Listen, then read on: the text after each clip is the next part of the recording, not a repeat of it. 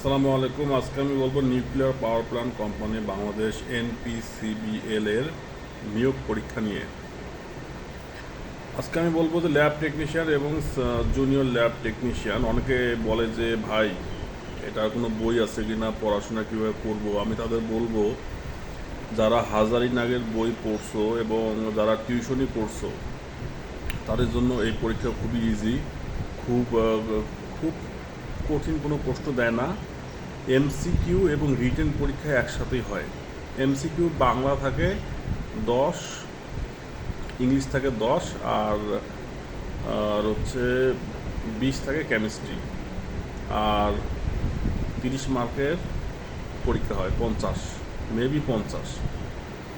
তো বাংলা ইংলিশে একটু নলেজ রাখলে আপনাদের হবে। আর যারা ভালো কেমিস্ট্রি বুঝো, খুব ছোটো ছোটো প্রশ্ন দিবে, খুবই ছোটো ছোটো। যেমন একটা ক্যালসিয়ামের উপর মাথার উপর 2+ লিখে বলবে যে এখানে ইলেকট্রন সংখ্যা কয়টা, বা প্রোটন সংখ্যা কয়টা, নিউট্রন সংখ্যা কয়টা, তারপর এরকম। আর সাধারণ জ্ঞান থাকবে 3 থেকে 4টা রিসেন্ট।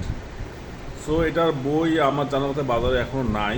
সো তোমরা যারা পরীক্ষা দিতে চাও তাদের বেসিক নলেজ ভালো থাকলে হবে। আর রিটেনে একটা ইংলিশে একটা শর্ট কম্পোজিশন থাকে। বাংলায় সাধারণ জ্ঞানের উপর যেমন আমাদের সময় আসছিল যে 7জন বীরশ্রেষ্ঠ মুক্তিযোদ্ধার নাম লিখো।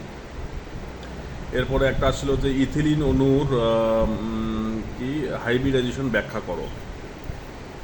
আর কিছু প্রশ্ন আসছে, সেগুলো মনে আসতেছে না। তো খুব বেশি কঠিন কোনো প্রশ্ন নয়।